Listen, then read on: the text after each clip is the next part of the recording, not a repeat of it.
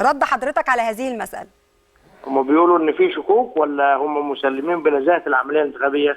هم مسلمين بالنتيجة، لكن شايفين أن كانت هناك ممارسات أثرت على العملية السياسية أو العملية الانتخابية منذ بدايتها. يعني هم بيقولوا ما كانش عندهم فرص متكافئة، تم الاعتداء على فرص متكافئة في الإعلام، كان عندهم اعتداء على مندوبينهم، عندهم. ولماذا لم يبلغونا وقتها؟ يعني لماذا لم يقدموا لحضرتك ملاحظات وطعون من قبل إعلان النتيجة؟ بص يا أستاذ رشا، اتفضل يا فندم. في اللجان الفرعية إن كان هناك استياء من أمر ما بيلجأ إلى القاضي بتاع اللجنة الفرعية. إن لم يجبه إلى ما يريد يلجأ إلى اللجنة العامة. إذا اللجنة العامة أصدرت قرار لم يعجبه فيستطيع بعد ذلك أن يلجأ إلى لجنة الانتخابات الرئاسية.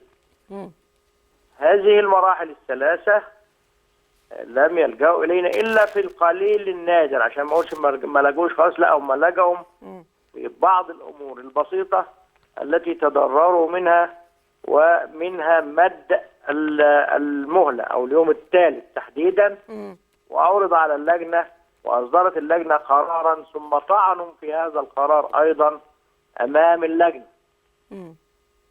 لكن هما كمان يا فندم الأستاذ طارق وكيل الأستاذ حمدين وقدم طعنا على بعض إجراءات العملية الانتخابية في بعض اللجان. تسلمناه منه وعرض على اللجنة، وحددت جلسة الغد لنظر هذا الطعن. وإحنا بنفحص الطعن وستنظره اللجنة. تمام يا فندم. سيادة المستشار هو يقول وكان في طعون قبل كده تم طرحها او اعتراضات، عشان ابقى بستخدم التعبير الدقيق. تم ايه؟ هناك بعض الاعتراضات من قبل حملة حمدين صباحي على تجاوزات تمت بشأن مندوبينه في اللجان. تمام. حضراتكم بحثتوا هذه المسألة وتفاعلتم معاها وقتها؟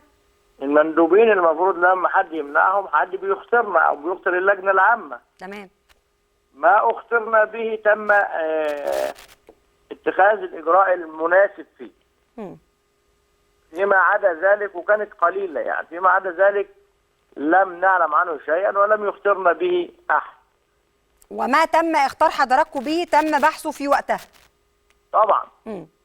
طيب النتائج سيتم النتيجة الرسمية، حضرتك عارف طبعا ان احنا كإعلام شغالين على المؤشرات الأولية الخاصة بهذه الانتخابات، متى سيتم الإعلان الرسمي لهذه النتائج؟ الإعلان الرسمي إن شاء الله قبل يوم 5 يونيو. قبل يوم 5 يونيو بإذن الله. بإذن الله. معالي المستشار عبد العزيز سلمان الأمين العام للجنة العليا للانتخابات الرئاسية، شكرا يا فندم لمشاركة حضرتك معانا. ومش عارفة هل معايا الأستاذ طارق؟ فندم. أستاذ طارق، حضرتك سمعت كلام المستشار عبد العزيز سلمان؟